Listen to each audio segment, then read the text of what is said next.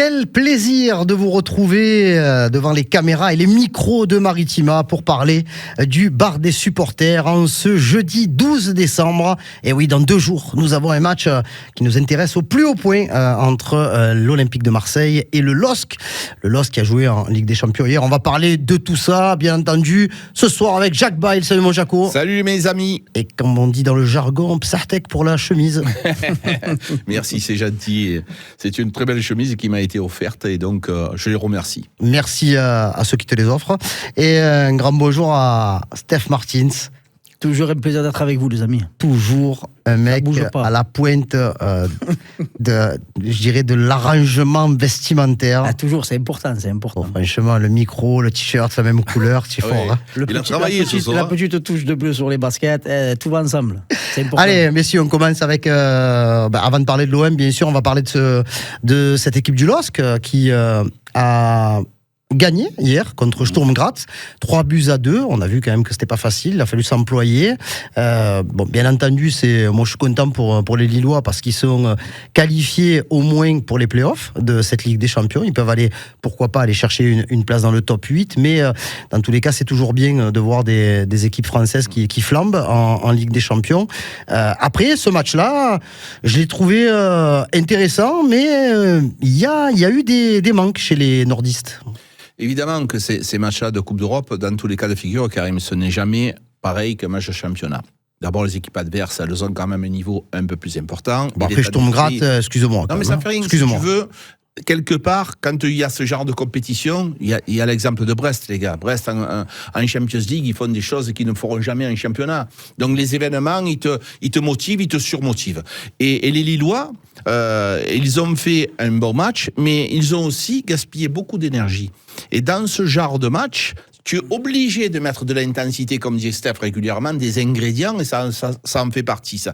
Donc, il y a beaucoup d'intensité qui est partie hier soir, et ça peut nous aider pour le match de samedi soir. Ouais, il y a eu une grosse débauche d'énergie de la part des hommes de Bruno Genesio. Alors après, on le dit, hein, c'est un peu le cas contraire de Monaco avant de venir au Vélodrome. Monaco avait fait 3-2, mais c'était en faveur de Benfica. Il y avait eu plus de 20 minutes de jouer en infériorité numérique. Là, même s'il y a de la fatigue, il y a la victoire. Et donc, la victoire, elle te donne un petit supplément d'âme. Supplément d'âme, elle te permet de mieux récupérer les efforts que tu as fait pendant 90-95 minutes. Mais oui, ils menaient 2-0, Sturm Graz sont revenus à 2-2 et après ils ont dû batailler pour arracher la victoire. Mais oui, le fait d'avoir gagné mentalement pour les Lillois, ça les aide dans la récupération. Mais comme je l'ai dit, tout dépendra de nous, ce qu'on mettra sur le terrain. Et si tu veux battre cette équipe lilloise, il va falloir vraiment être à 110-120%. Comme l'avait dit le spécialiste du football nordiste, Steph Martins, Zegrova n'était pas sur le terrain, victime d'une douleur à l'aine.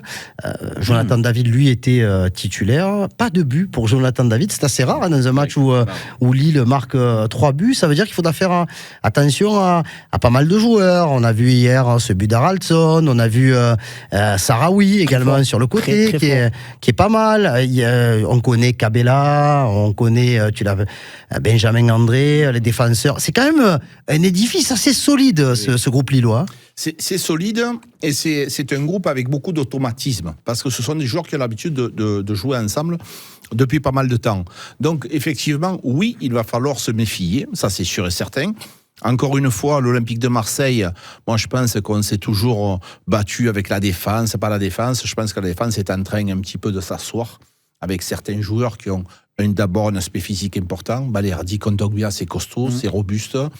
Murillo, sur le côté, je suis désolé, ça en déçoit quelques-uns, mais c'est quelqu'un de sympa, mais aussi... De fiable. Voilà. Oui, plus que sympa. Il fait le travail, Les gens ont tendance à le minimiser, ce garçon-là. Et je trouve qu'il est très efficace. Il est efficace dans le rôle qu'on lui a confié, c'est-à-dire de la sobriété.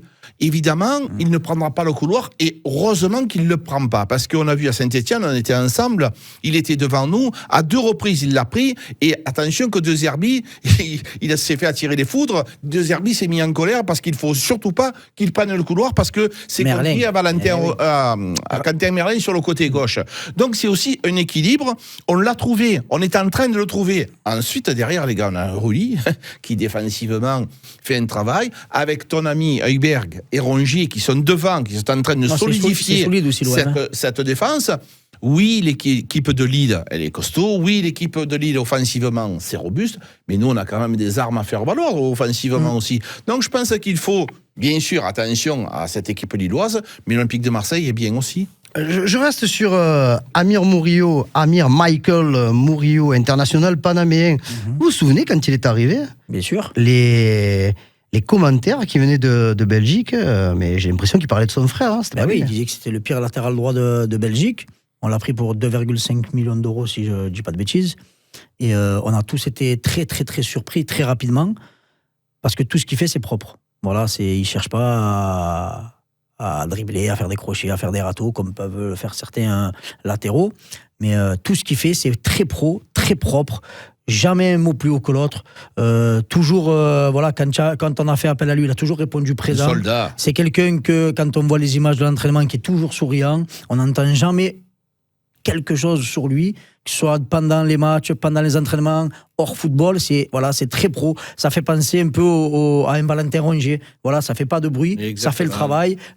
Et c'est quelqu'un, je pense, pour un entraîneur, que c'est bon d'avoir des mecs aussi comme ça dans exactement. Un groupe, parce que voilà, ça recanalise un peu tout le monde et ça apaise un peu tout le monde. Et il est capable de jouer à plusieurs postes, parce que même si les postes offensifs sont peut-être pas ceux de prédilection pour lui, l'année dernière il avait marqué quelques buts sympathiques, hein, parce que là pour le coup, je me rappelle, est important, hein, but contre Lyon, le chef-d'œuvre qu'il a mis au Havre là, lors de la dernière journée, frappe enroulé pied gauche, poteau inversé, franchement c'était... Et il te montre que... il a quand même la possibilité, la capacité à jouer son poste, arrière latéral droit, piston, mais aussi défenseur central, axe droit, et ça compte. Ça compte beaucoup. Ce garçon-là, il a eu une mauvaise presse, et on a mis du temps à l'apprécier. Mais quand tu t'attardes à le regarder jouer, tu t'aperçois qu'il est utile. Il est utile, ce garçon. Et cette sobriété, elle est importante, Karim. Comme il te disait, Steph, quand tu es entraîneur, et moi, je vous parle de ce que j'ai vécu, et que tu as des gens un peu comme ça. Mais tu sais comme ça te fait plaisir?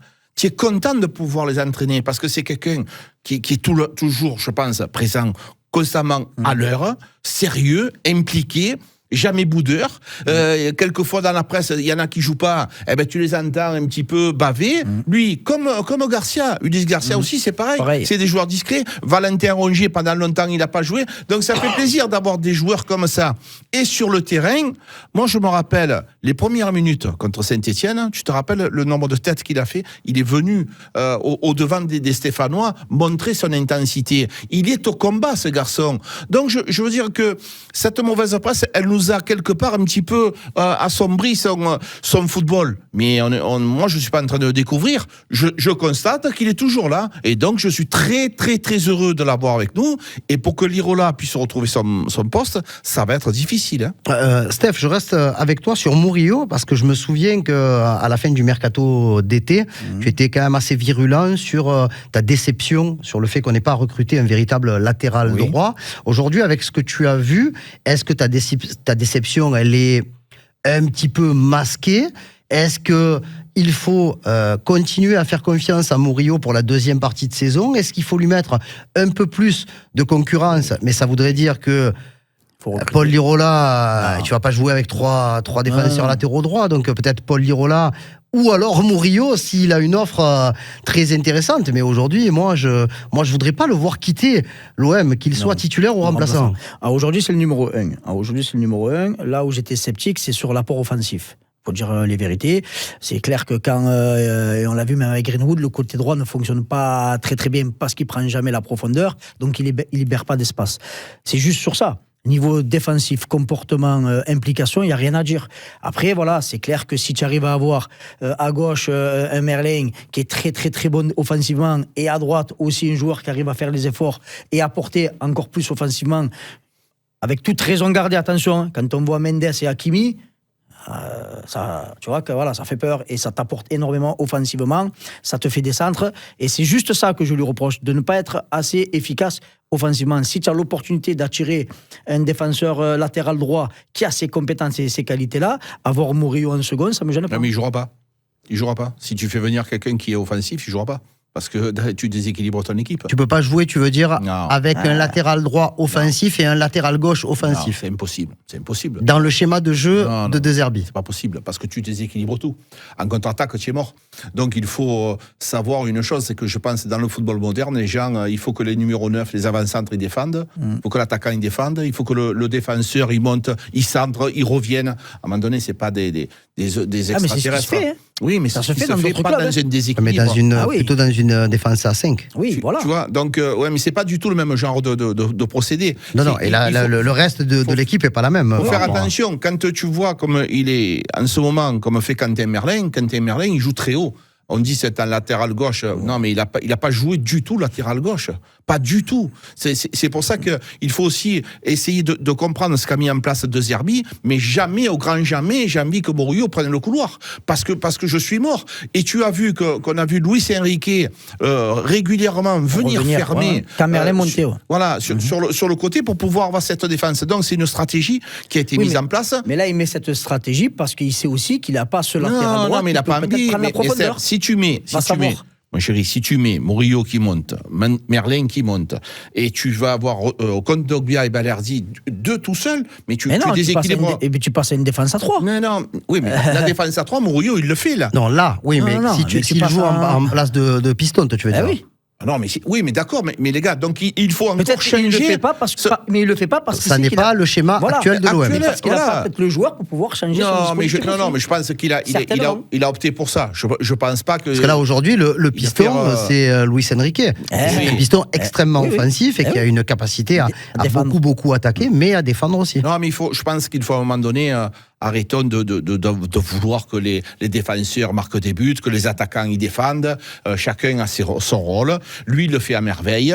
Et je te répète encore une fois, Quentin Merlin, il n'est pas un latéral gauche du tout, là, pour l'instant. Il est en train d'occuper le couloir. Mais de toute façon, tu sais, Jaco, on n'en parle pas beaucoup, mais Quentin Merlin, il n'est pas formé latéral gauche. Hein. Bien sûr. C'est un milieu de terrain de côté gauche de formation. Et avec son arrivée quasiment en senior, on a commencé à le faire jouer un petit peu en qualité de piston parce que Nantes jouait, l'équipe première de Nantes jouait avec une défense à 3, donc ils ont fait jouer un petit peu les équipes de jeunes un petit peu comme ça aussi, et c'est de là qu'on a demandé à Merlin de reculer et qu'il s'est adapté et qu'il a essayé d'apprendre de défendre, mais tu le sens, Mais parce que son ADN c'est d'aller vers le but adverse. Pourquoi ? Parce que tu sais qu'il y a une couverture derrière avec une défense à 3 et que ça peut à lui le libérer pour avoir un apport supplémentaire offensif. On le voit, quand tu as le ballon, il rentre même au cœur du jeu, au milieu, pour apporter ce déséquilibre-là et cette supériorité numérique. Mais quand tu as un Quentin Merlin à 100%, c'est pas le même couloir gauche à l'Olympique de Marseille. Il faut se rappeler des 5-6 premières journées, avec Lucien Enrique, il mettait le feu de partout. Alors, on va continuer à parler de l'Olympique de Marseille avec une mise en place, même si les conférences de presse auront lieu demain et on aura les informations sur l'état de l'effectif. On a parlé hier longuement d'Amin Harit qui s'entraîne normalement, il n'y a pas de souci. Donc, à moins qu'il y ait vraiment un problème, je ne vois pas comment il ne pourrait pas être dans le groupe face à Lille et avoir un petit peu de temps de jeu, sans doute en entrant en cours de jeu. On a parlé également de la concurrence entre Mopé et Wai, où on est d'accord que pour l'instant Mopé a pris le dessus. Oui. Sur le moment. Oui, sur le moment, il a pris le dessus dans l'état d'esprit, dans la qualité de passe, parce qu'il a très très bien appris son rôle, parce que c'est difficile dans le système de De Zerbi d'être numéro 9. Hein. Tu es toujours dos au jeu, régulièrement. Mais il a appris, et donc pour l'instant, en plus avec son état d'esprit, eh ben, ça lui donne beaucoup plus de valeur que Eliwahi. Mais techniquement, je suis persuadé qu'Eliwahi est supérieur à Neil Mopé. Par contre, l'efficacité actuellement, c'est lui qui l'a. Et donc je trouve que Neil Mopé a une longueur d'avance sur Eliwahi actuellement. Et est-ce que Eliwahi peut-il se contenter d'une place de numéro 2 dans l'attaque de l'Olympique de Marseille, même s'il est jeune, parce qu'il est quand même venu avec le statut du joueur offensif axial un peu cher, quoi, aussi. Oui, mais ça c'est clair. Mais aujourd'hui, il est passé au second plan. Pourquoi ? Parce que Neil Mopé, à chaque fois qu'il a eu à être sur la pelouse, comme le dit Jacques, il a répondu présent. Et là, il a 3 ou 4 passes décisives sur les... 4 passes décisives sur les 3 derniers matchs. Donc voilà, ça prouve. Et quand on voit surtout le travail qu'il a là, c'est pas facile, c'est pas quelqu'un qui a un grand gabarit, il est pas très costaud, donc il est tout le temps entouré de 2 centraux, il va au charbon, il va à la tête, il joue énormément en remise, on voit là, encore une fois la remise à une touche qui fait Rabiot sur le but à Saint-Etienne, donc il a aussi cette vista-là pour pouvoir jouer rapidement, et ça malheureusement à aujourd'hui, Wai ne le fait pas. Et c'est surtout, comme je rejoins Jacques, dans l'impact. Tu as l'impression qu'il ne met pas tout ce qu'il a en lui comme le fait Mopé. Tu as l'impression que sur chaque ballon, Mopé il s'arrache. Et c'est ce qu'on aimerait voir d'Eli Wai. Eli Wai, Karim, moi je pense qu'il ne faut pas qu'il parte. Pour lui. Ah non, jamais de la vie. Il ne faut pas qu'il parte parce que ça je pense qu'il est pas. Ni pour le club, ni pour le club, ni pour lui. Je pense que ça serait une bonne chose de le voir partir au mercato. Laisse-le faire une saison pleine déjà. Non, mais exactement, parce que s'il venait à partir, ça ferait un échec supplémentaire. C'est-à-dire que tu sors de Lens, où ça a été malgré tout un échec. Il a été quand même décrié là-bas. Il arrive ici, il n'est pas encore bien, et tu t'en vas au bout de 5-6 mois. Non. Ça ferait beaucoup d'échecs. Alors que il peut se rattraper, et j'en suis persuadé, parce que comme je te disais, il est capable, s'il marque un joli but, tu sais très bien comment ça va vite à Marseille, ça devient le number one, et en plus, voilà, il faut aussi essayer d'être objectif. La question est de savoir, est-ce que c'est un bon joueur ? Mais bien sûr, c'est un bon joueur. Mais bien sûr, il est très jeune. Actuellement, il lui manque quelques petits trucs, quelques petits réglages, parce que et quelques petits buts aussi. Voilà, mais quelques petits buts. Mais avec ces réglages, il va pouvoir les marquer ces buts. Et je pense que s'il arrive, parce que c'est aussi une question de confiance, Karim. Imagine-toi, quand tu es comme ça, pas en confiance, c'est très difficile de marquer un but. Et des fois, quand la confiance elle arrive, il te tape le ballon, ça rentre comme ça peut arriver. Donc je pense que Eli Wai, je suis persuadé que dans tous les cas de figure, que ce soit cette saison ou la saison prochaine, il va nous faire du bien, il va nous faire plaisir. L'Olympique de Marseille qui ne change pas de système, bien sûr, samedi face à Lille. Non, il faut rester sur ce qu'on sait faire actuellement, sur ce qui a marché sur les 3 derniers matchs. Et il va falloir mettre la même intensité que face à Monaco et à Lens. Même si Saint-Etienne, on s'est facilité le match, mais il a fallu faire les efforts. Si tu restes sur la même intensité et la même énergie, on s'attend à un gros match samedi. Mais voilà, il va falloir montrer aux Lillois qu'on est chez nous et que pour qu'ils arrachent, qu'ils partent avec 1 point ou 3 points, il va falloir vraiment qu'ils se sortent les doigts, comme on dit dans le jargon ici. Il n'y a pas de confirmation officielle, mais logiquement, la conf de presse de demain, ça sera avec Valentin Rongier. Est-ce que vous avez une question à poser à Valentin Rongier, par exemple, parce que c'est vrai qu'on parle beaucoup de lui depuis quelques semaines. On en a parlé beaucoup au mois d'août, quand il est revenu à vitesse grand V, alors que moi, je me souviens, quand je l'ai croisé sur le côté lors du match amical OM-Pau, où il me disait, moi, je pense revenir bien dans le groupe à partir du mois de septembre, et on avait été extrêmement surpris de le voir jouer une dizaine de minutes contre Brest pour l'ouverture de la saison. Et là, maintenant, j'ai envie de dire que sa saison, elle a démarré après la trêve de novembre. Moi, si tu me dis qu'est-ce que je pourrais y poser comme question, je lui dirais, toi qui es un garçon honnête, qui est un garçon objectif, à quoi tu estimes ton pourcentage ? À combien tu t'estimes ? Est-ce que tu as 80%, 90% ou à 95% de tes capacités ? Moi, je suis curieux, mais le match que j'ai vu à Saint-Etienne, pour moi, il est à 100%. Et encore une fois, on ne s'imagine même pas l'intelligence de jeu. Je le dis régulièrement, quand ce garçon-là, il touche le ballon, il accélère le jeu par sa vision. C'est quand même quelqu'un qui est capable de mettre le ballon entre des lignes et d'éliminer 2 ou 3 joueurs d'un coup. C'est aussi ça qu'il faut regarder. C'est très, très, très important. C'est pas quelqu'un qui court vite, qui accélère le jeu. Ça n'existe pas, ça. Donc le ballon, il va plus vite qu'un joueur. Depuis la nuit des temps. Pim, poum, ça lève la tête, ça s'informe. C'est pour ça qu'aujourd'hui, le milieu va mieux. Parce que Rongier est là. Et on est beaucoup mieux depuis que Rongier est là. Karim, c'est vrai, même si on l'aime beaucoup ce garçon, parce que il est gentil, il est sympa, il est attachant, il est souriant, ça fait pas de bruit. Mais voilà, mais nous on aime surtout un bon joueur de football. Et il nous a toujours fait plaisir cet homme-là. Donc moi je suis fier de l'avoir avec nous. Donc voilà, c'est la question que je lui poserai. Et toi Steph, si tu avais un truc à lui dire ? Je dirais change rien, continue comme ça, parce que ce qu'il fait actuellement, c'est tout simplement exceptionnel.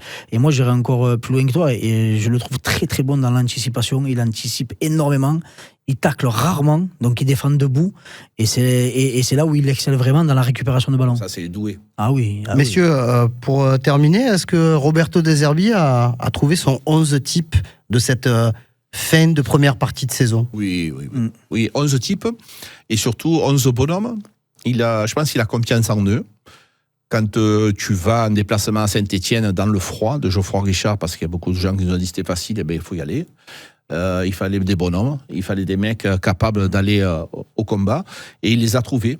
Et je pense que c'est ce qui lui manquait. Il l'a dit à plusieurs reprises. C'est l'état d'esprit qui manquait. Et les gens qui jouent pas, paradoxalement, c'est ceux qui n'ont pas encore l'état d'esprit nécessaire. On parle de Jonathan Rowe aussi, qui est en difficulté au niveau de l'impact, parce que c'est un super joueur techniquement. Voilà. Et Eli Wahi qui a été obligé de forcer. Quentin Merlin, on l'a dit, à un moment donné, il était un petit peu en tangente. On se rappelle contre Auxerre, il n'est pas venu faire la couverture. Donc tout ça, je pense qu'effectivement, le 11 titulaire, il l'a.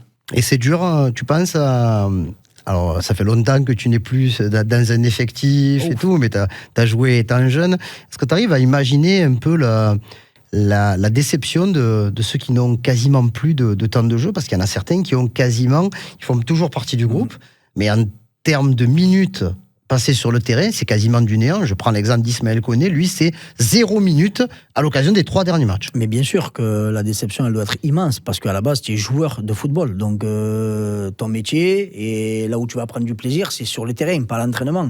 Parce qu'on dit tu joues comme tu t'entraînes, oui, mais après il y a l'atmosphère des matchs, Jacques il en parle beaucoup, la préparation, l'ambiance, et tout ça c'est pas donné à tout le monde. Oui, parce que quand tu joues pas, ça veut pas dire que tu t'entraînes pas. Oui, tu t'entraînes, mais tu es sur le banc, et tu es là et tu regardes les collègues. Donc, mais c'est là où je voulais revenir là-dessus, et notamment sur ceux qui sont sur le banc, c'est qu'en début de saison, chaque fois qu'un joueur rentrait, il apportait quelque chose. Et c'est là où aujourd'hui on est un peu en deçà, et il va falloir redonner. Parce que je pense que c'est peut-être ça, par du temps de jeu. Et heureusement que la Coupe de France arrive assez rapidement. Redonner à ces joueurs dits à aujourd'hui de seconde zone, même si c'est des très bons joueurs, attention, il ne faut pas tout mélanger, de leur réimpliquer, de leur dire attention, un groupe, comme le dit souvent Jaco, c'est entre 15 et 20 joueurs. Vous êtes tous importants. Si je fais appel à toi pour 15, 20, 25 minutes, c'est que je compte sur toi.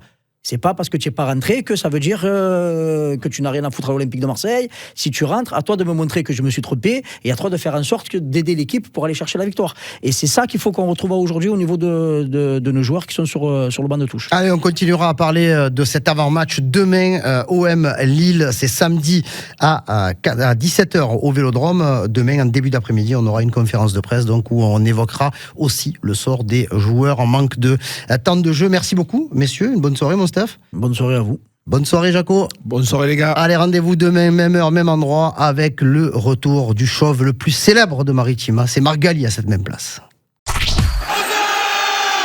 Toute la saison sur Maritima, avec votre concessionnaire Nissan Marseille, l'Estac et Aubagne Groupe Morin.